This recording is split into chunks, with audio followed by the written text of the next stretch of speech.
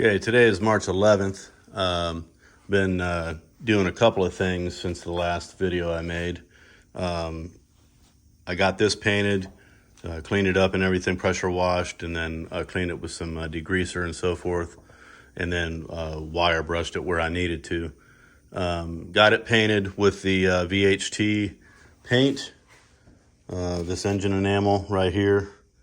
And now what I've done, or what I've been doing, is ordering some additional parts that I'm going to need. For instance, the oil baffle thing right here that got messed up in the process of taking it apart. I had to get that, so I got a new one of those ready to go. I also ordered some other pieces for the axle itself. So when I put together, the axle U-joint here, had to get some of those, a couple new ones of those. My bearings cleaned up, which are inside here. Took the bearing, inner bearing and the outer bearing out of there, as well as the seal. Got new seals ordered, but I didn't have to order new bearings. I cleaned them up. They're inside this bag. And what I've done is I've basically gone through all the little pieces and cleaned them up and gotten them organized, because I do a whole lot better when I have things organized like this, because it becomes overwhelming trying to remember every little detail. But if I have them, in separate bags and stuff like that, little bags inside the big bag, I know I've got all the parts, everything that needs to go back on. I'm not going to forget anything. Of course, I'll be following along in a manual that I've got for it as well. But what I'm getting ready to do now actually is take the old universal joints out of the axle shafts themselves, and then get these cleaned up. I'm going to clean up the axle shafts. I'm going to clean up the spindles, both sides, obviously. The rotor surface here, get that cleaned up, obviously some brake clean on that.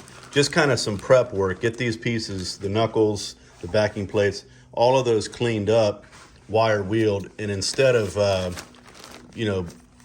sandblasting this and priming it, which is an option, and I thought about doing that, except that my sandblaster is over at a friend's house, and I figured I could do this and get this cleaned up the way I want it to be in order to get some paint on it. So what I am going to do is, where there's rust, once I clean this up with a wire brush and so forth, where there's rust, I'm going to spray this rust reformer on it, which I used when I was restoring the body of the Jeep in areas that needed that.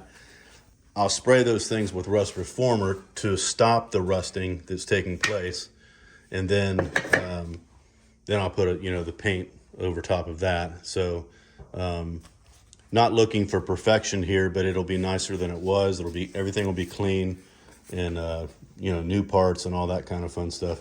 I've already got the new ball joints, so I'll be putting those in as well. Basically, I'm doing all of these things first because I'm buying myself some time. The inner seals that go in here I had to also order, and those have to go in before I start setting this pinion gear and carrier in place. So I'm just kind of doing things that I know I'm going to need to do anyway by getting this stuff cleaned up. I did also find out, in taking the hubs off, that these are actually serviceable. So I'm going to clean them up inside, re-grease everything, get them painted as well, and make them look nice and fresh. So that'll be ready to go. I've got my parts over here. This is the ring gear carrier, obviously the pinion gear. So I've got everything set up here, so I know that which side the bearing caps went on. I'll get this yoke cleaned up as well. There'll be a new nut for that. I've got the master rebuild kit for this, so I think I'm going to have all the parts that I need to do it. I am going to probably pull these bearings off of this carrier. Not that I'm going to use those, but I'm interested in those shims that are behind there, because I may need them as I'm starting to put this thing together. So I've got my This is the driver's side, I believe. Yeah, the driver's side axle shaft here. And I'm getting ready to press these U-joints out. So here we go. Okay, this should not take a lot of force. There's different ways, excuse me. There are different ways of doing this. This is just the way I'm gonna do it because I have this press. Might as well make use of it. So I just gotta get this thing down there and then center everything up.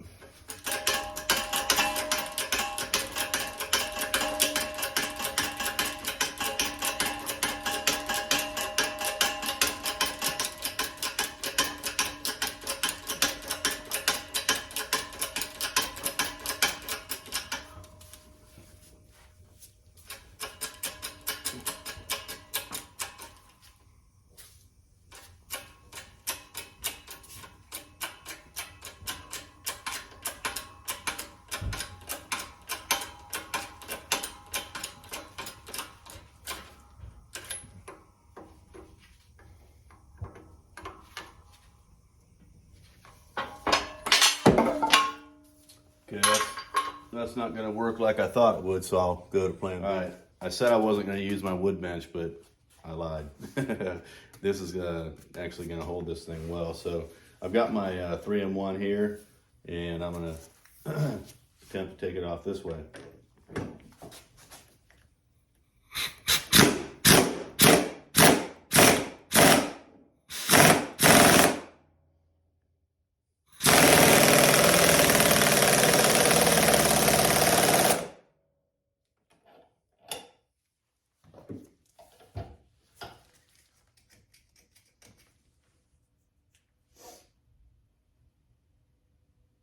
Not sure what I'm missing here.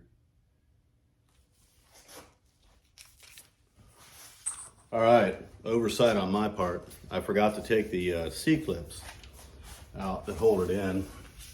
Fortunately, I didn't go too far before I realized I needed to do that. But once I did that, this 3-in-1 was able to push the cups through there. I can tell by as hard as it was to even push them through. Boy, that's loose. Definitely needs to replace.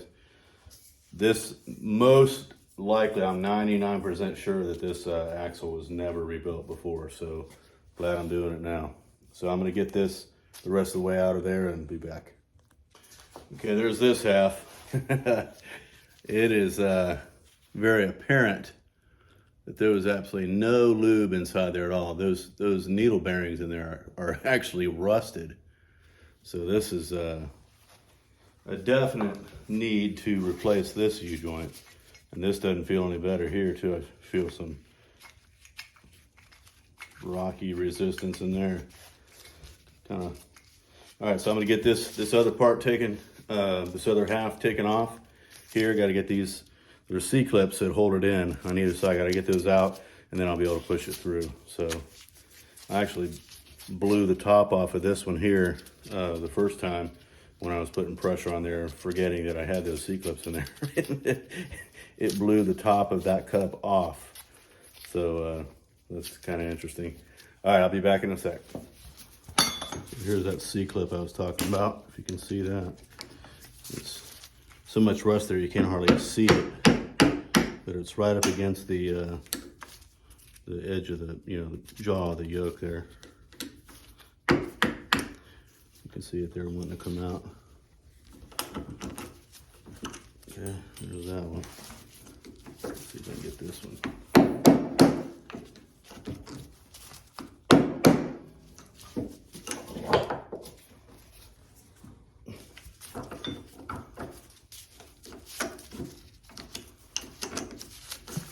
Like I said, these have been in here for 38 years, so there's no wonder that they're so stuck in there. Okay, I'll have to work on that for a little bit. Be right back.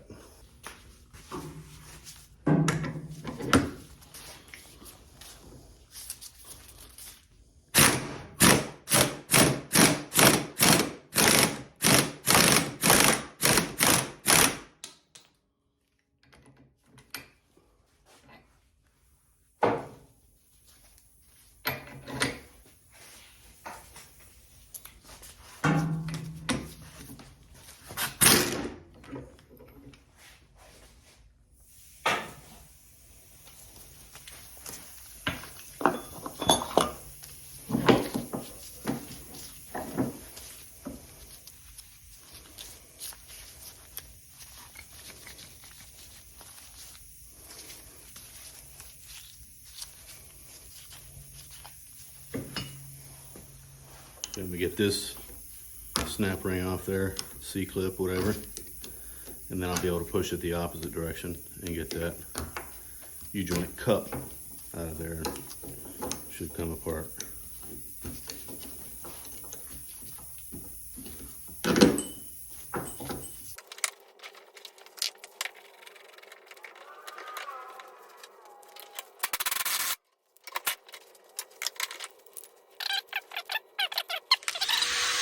I finally got these U-joints off the axle shafts, and boy, was that a chore. I mean, that took me about probably an hour and a half total, probably 45 minutes each one. Carter's over here doing some cleaning for me. He's cleaning the loose rust off of those so we can get ready to spray the rust reformer. Being careful not to clean on these surfaces where the bearings ride, but whew. There was absolutely no lubrication in those needle bearings at all. They were, I mean, you can see that's just nothing but rust in there. There's nothing. And it's a good thing I had this 3-in-1 because I don't think there would have been any way for me to get them off of there. Even with it was a struggle. So now that that is done, we're going to move on to finishing up cleaning and get ready to prep these for the rust reformer right here. So that's where we are now.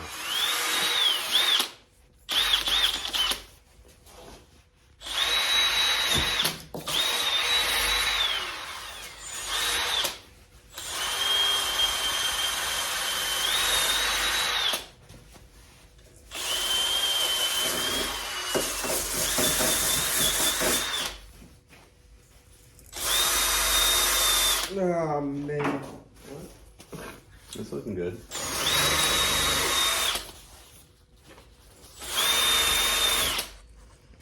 Okay, I figured it doesn't matter ultimately if I destroy this bearing. I really want the shims on the other side of it. So I don't know of any other better way to get that off of there. So I've got it mostly off right now. I'm gonna finish getting it off. I did add a little bit of heat using my propane torch, but for setup bearings, I'm gonna have to get a couple of setup bearings that I can mill down the inside of them to slip on the other carrier and get things dialed in as far as the end play before I do the final pressing of the bearings that will actually be on the new carrier. And you'll see what I'm talking about when I get to that point. But in any case, if anybody else has a better idea how to get this bearing off of there without destroying it, because I've seen guys, cut the bearing kit, but again, you're destroying the bearing. I wanted to try to use this bearing, but obviously I'm not going to be able to do that now. But I'm just concerned to get those shims off there, so that's what I'm doing here. Let me finish getting this thing off of there.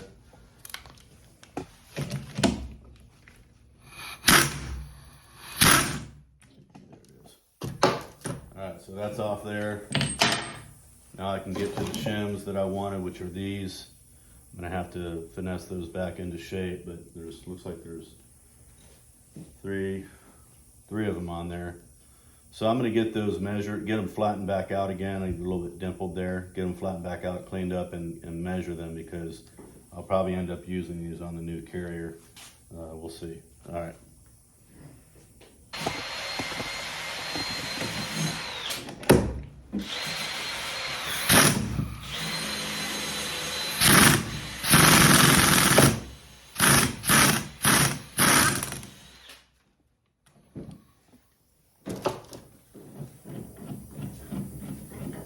Like I said, I won't be able to use these bearings, but at least I've got them off of there so I can get to the shims. I'm not worried about the carrier or anything like that because I'm not using it anyway. So yeah, definitely not reusable. But I've got some shims here that can be reused. I've got 1, 2, 3.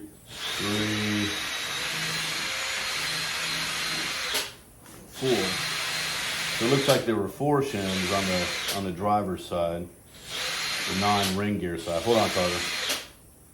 There were 4 shims on the driver's side, or the non-ring gear side, and there were 3 shims on the ring gear side or the passenger side. So I'm gonna get these cleaned up and get them measured, and then I can start putting together a spreadsheet on this. I saw a guy, I don't know his name, this gentleman, but he's got a YouTube channel where he's restoring his, I believe it's a 79 CJ7 Golden Eagle, and had a really cool idea about a spreadsheet of all of his shim combinations he can put together to create whatever the end play requirement is, to have zero end play, that is.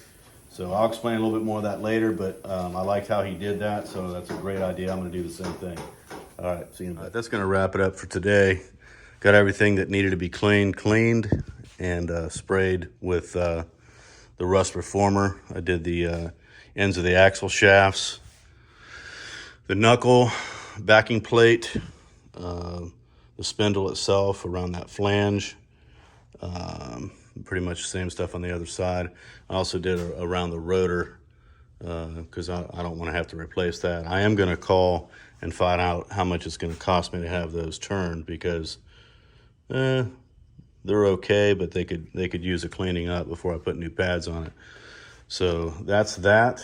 And so tomorrow I will be beginning to put together possibly the start of the installation of the pinion gear, trying to get the depth set on that and so forth. So, all right, we'll catch you guys next time.